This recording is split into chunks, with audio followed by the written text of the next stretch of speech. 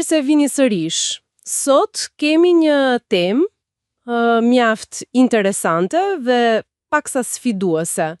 Një analizë kritike të tasavvufit apo sufizmit, bazuar në shkrimet e Cemre Demirel. Përshëndetje. Po, ideja e qendrore që do shqyrtojmë sot, sipas këtij burimi, është se tasavvufi paraqet një sistem besimi, domethënë, të ndarë nga ai që burimi e quan Islami kuranor. Pra, një dallim thelbësor. Pikërisht. Burimi argumenton se, ndryshe nga Kurani që thekson një Zot, si thuash transcendent, unik dhe të ndarë nga krijimi, tasavvufi anon nga idei që ky burim i klasifikon si panteiste. Panteiste, pra ku gjithçka është pjesë e Zotit. Po, ideja që gjithçka është hyjnore. Dhe kjo, sipas analizës që po diskutojmë, e lidh tasavvufin më shumë me tradita mistike të lashta apo edhe me spiritualizmin modern, sesa me Islamin tradicional. Misioni unë këtu është thjesht paraqesim pikat kyçe të këtij argumenti specifik. Në rregull. Atëherë le t'i hyjmë pak më thellë. Cili është konflikti kryesor që thekson ky material? Konflikti kryesor, sipas kësaj analize, lidhet me konceptin e njohur si vahdeti vizhut. Uniteti i qenjes, apo jo? Saktësisht, uniteti i qenjes. Burimi pretendon se kjo ide që shpesh përkthehet si gjithçka është Allahu, bie ndesh me dallimin e qartë që bën Kurani midis krijuesit dhe krijimit. Do me thënë, nuk pajtohet me monoteizmin strikt islamik? Kështu argumenton burimi. Ai pohon se figurat e mëdha si Rumi, pra Mevlana, apo Ibn Arabi, edhe pse shumë të respektuar, në thelb shprehin pikpamje që ky burim i shef më afërt këtij spiritualiteti panteist. Përmendet edhe thënia e famshme e Hallaj Mansurit, Enel Hak. Unë jam e vërteta ose unë jam Zoti, po kjo është një thënie që ka shkaktuar shumë debate. Sigurisht. Dhe burimi e përdor pikërisht si dëshmi të kësaj ideje që po diskuton. Mirë, nëse burimi pretendon se kjo nuk është një zhvillim i brendshëm islamik, nga sugjeron atëherë se vjen kjo ideje vahdeti vijud, ku i gjen rrënjët? Autori i kësaj analize sugjeron se rrënjët duhen kërkuar jashtë Kuranit. Bën lidhje me neoplatonizmin. Filozofin greke, Plotinin. Po, specifikisht me teorinë e emanacionit të Plotinit, ku universi shihet si një lloj rrjedhje nga hyjnoria. Por nuk ndalet këtu. Ka edhe të tjera. Po, përmend edhe ndikime të mundshme nga besimet e lashta pagane, si ato egjiptiane apo sumere, dhe sidomos nga filozofitë lindore si hinduizmi dhe budizmi, ku ideja e unitetit të gjithçkaje është shumë qendrore. Pra, argumenti kryesor këtu është se tasavvufi, sipas këtij këndvështrimi, nuk është thjesht një zhvillim i brendshëm, por më shumë një importim apo sintezë idesh panteiste në botën islame. Kjo është një perspektivë mjaft radikale, mund të themi. Dhe a shtrihet kjo linjë argumenti deri në kohët moderne? Si bëhen lidhjet me spiritualizmin bashkëkohor? Po, absolutisht.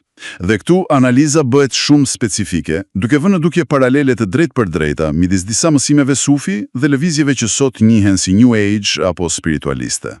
Për shembull, çfarë përmendet konkretisht? Përmenden mësimet e Ranthës, një entitet i supozuar i kanalizuar. Pastaj Ra Bilgers, njohuritë e Ras, një tjetër tekst i ngjashëm që thekson unitetin kozmik. Madje përmendet edhe artisti vizionar Alex Gray, i cili thuhet se studion dhe rekomandon Ibn Arabin. Interesante. Gjithashtu përmenden dhe grupe me origjinë teozofike, si Lucis Trust, si pjesë e kësaj tendence globale drejt një spiritualiteti të unifikuar, panteist. Pra, theksi bie te ideja gjithçka është një, ti je Zot. Përmendet edhe një animacion, më duket? Po, animacioni i simbolik i Goat 2, ku një dervish që rrotullohet në sema paraqitet sipas interpretimit të burimit si rruga e ndriçuar për myslimanët brenda një konteksti më të gjarë simbolik. E qartë. Pra, duke pasur parasysh gjithë këto lidhje të pretenduara, historike dhe moderne, çfarë pasojash apo kritikash nxjerr në pa ky burim ndaj praktikave sufi? Kritikat kryesore fokusohen te disa praktika dhe, si thuash, implikime filozofike. Për shembull, praktika e asketizmit ekstrem, e njohur si çileçilik. Ato periudhat e tërheqjes dhe sprovave. Po, ato, si dhe koncepti i mohimit të unit, egos apo benlik, shihen nga autori si pasojë logjike e panteizmit. Argumenti që bëhet është ky: nëse gjithçka është Zot dhe uni është veç një iluzion që duhet kapurcur për t'u bashkuar me të, Atëre çfarë ndodh me dallimet morale? E mira, e keqja, mëkati, përgjegjësia personale, a zben këto koncepte? Kjo është një pyetje e rëndë. Sigurisht.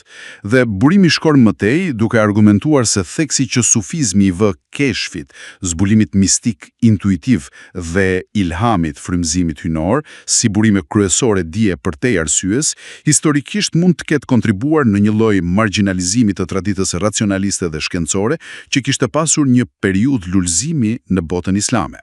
Pra, një tension midis arsyes dhe misticizmit. Kështu interpretohet nga ky burim, po. U përmend edhe një dimension tjetër, ai gjillopolitik, apo jo, pak shkurtimisht. Po, preket dhe kjo temë. Analiza diskuton se si disa qarqe perëndimore, që nga vëzhguesi ata si Alexis de Tocqueville në kohën koloniale në Algjeri, e deri te raporte më bashkëkohore nga korporata Rand. Rand, po, think tanku i njohur amerikan. Pikërisht. Pra, thuhet se këto qarqe e kanë para po promovuar sufizmin si një formë islami të moderuar, ndoshta apolitik. Autori e interpreton këtë si një strategji të mundshme për të kundërshtuar rrima të tjera brenda islamit dhe ndoshta për të favorizuar një botkuptim më, le të themi, sinkretik, spiritualist, që mund të përputhet më mirë me agjendat caktuara globale. Kjo e komplikon edhe më shumë pamjen. Pra, për ta përmbledhur shkurtimisht, kjo analizë specifike e Cemër Demirel nuk e sheh tasavvufin thjesht si dimensionin mistik të islamit. Jo as pak. Por si një sistem më vete, me rrënjë të pretenduara në panteizmin antik, neoplatonizmin, me paralele të forta në spiritualizmin modern, dhe që sipas këtij burimi mund të jetë parë me interes edhe për arsye strategjike. Edhe të sa më vje. Dhe ajo që e bën këtë këndvështrim interesant për diskutim, pavarësisht nëse pajtohemi apo jo me të, është pikërisht mënyra se si sfidon kuptimet tradicionale dhe të pranuara gjërësisht. Pa dyshim. Dhe kjo në natyrshëm na lë me një pyetje për reflektim. Si ndikon njohja e këtyre interpretimeve mbi origjinën, lidhjat, kritikat ndaj tasavvufit, siç paraqiten te ky burim i veçantë, në mënyrën se si e perceptojmë ne marrëdhënien komplekse midis sufizmit, islamit tradicional dhe formave të ndryshme të kërkimit shpirtëror në botën e sotme. Një mendim për ta marrë me vete, si të thuash.